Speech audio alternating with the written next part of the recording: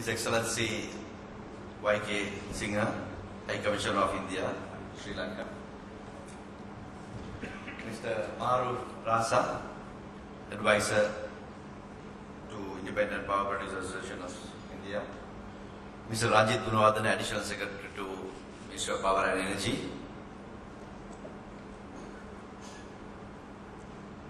Distinguished guests, Excellencies, ladies and gentlemen. I wish to extend my sincere warm wishes and gratitude to the Independent Power Producers Association of India, IPAI, for the gracious invitation extended to me to attend the 4th Asia Energy Security Summit in Colombo. Transcending to realm of mere economies, energy security is now an issue of global politics and human security. As the events of the last decade have demonstrated, this is a determinant of war and peace. As many countries in the developing world move forward with their own development agendas, energy security will no doubt be a crucial factor in deciding the trajectory and the eventual achievements of goals set. Therefore, I must congratulate the organizers for this timely event, which has relevance to all of us in the region, and thank them for selecting Colombo as the host of this important gathering. I am particularly pleased to be able to share some of Sri Lanka's experiences in this sphere and also to draw your attention to the challenges faced by our country and other developing nations in this regard. Excellencies, ladies and gentlemen, I strongly believe that development is the right of every country and every citizen in this world. It is in recognition of this that in 1986 the United Nations declared the right to development as a human right. As an emerging economy, the challenge for Sri Lanka today is to achieve sustainable high economic growth with greater equality, whilst integrating in the process of globalization and achieving permanent peace.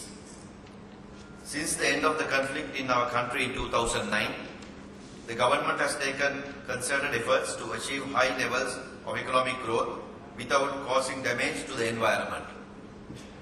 Sustainable development has particularly become a key driving force in the progress to rebuild and reconstruct the former theatre of conflict in the north and east of our country. We are now steadily progressing on the promising growth trajectory. As a developing nation, the people of Sri Lanka expect from their elected government to deliver on rapid, tangible economic progress that would make their lives and that of their children better. A modern economy relies on securing economical, reliable and efficient energy resources. This is now a challenge faced by all nations across the globe. However, it is crucial that a balance be reached between the seemingly insatiable demand for energy and the need to harness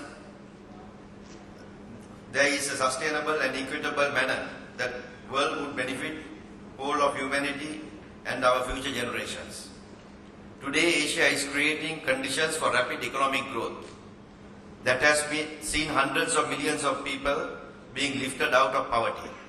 The scarcity of energy resources would be a great hindrance to this upward human mobility and it may even stall Asia's rise. The challenges to our countries in this regard are not unique and exclusive.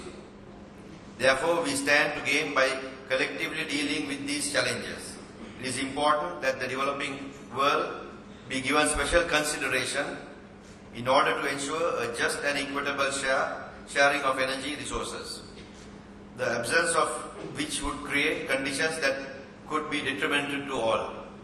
Excellencies, ladies and gentlemen, Sri Lanka faces several challenges in the energy sector.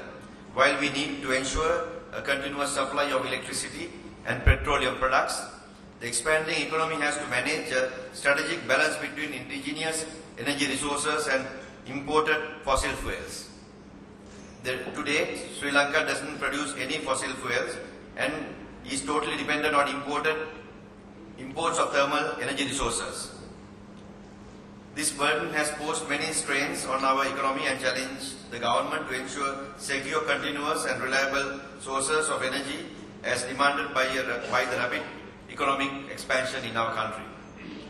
In 1995, Sri Lanka produced 95% of the grid electrical energy requirement from conventional hydropower. However, with almost all the hydro generating capacity utilized and the energy demand expanding exponentially, the government has since been forced to look into fossil fuel alternatives, and thus the portion of electricity generated through conventional hydropower has reduced to approximately 35%. I am proud to note that the Ministry of Power and Energy of Sri Lanka is in the forefront of developing new renewable energy sources. It has identified the necessity for energy interdependence,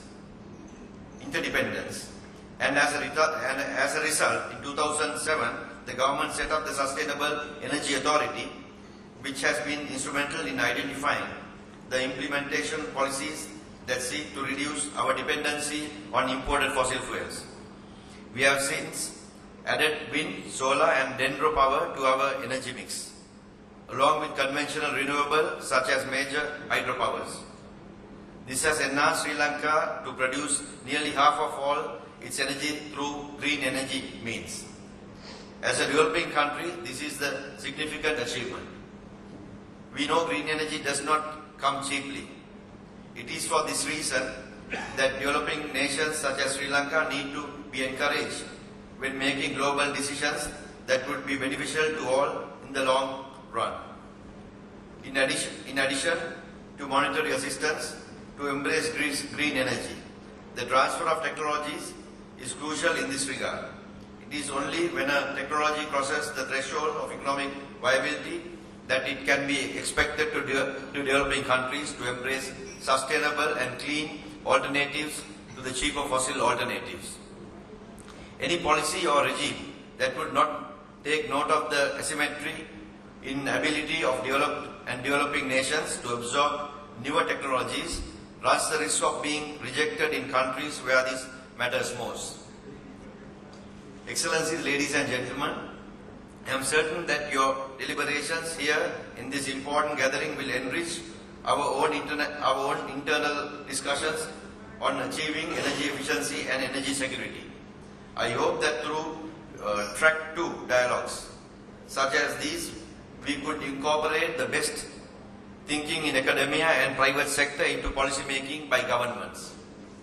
By working together, we would be able to deliver on the promise to our people on rapid, sustainable, equitable economic development. I wish you all success in deliberations at this Asia Energy Security Summit 2014. May the fostering of energy security in Asia grow from strength to strength. Enjoy the evening. God bless Mother Nature.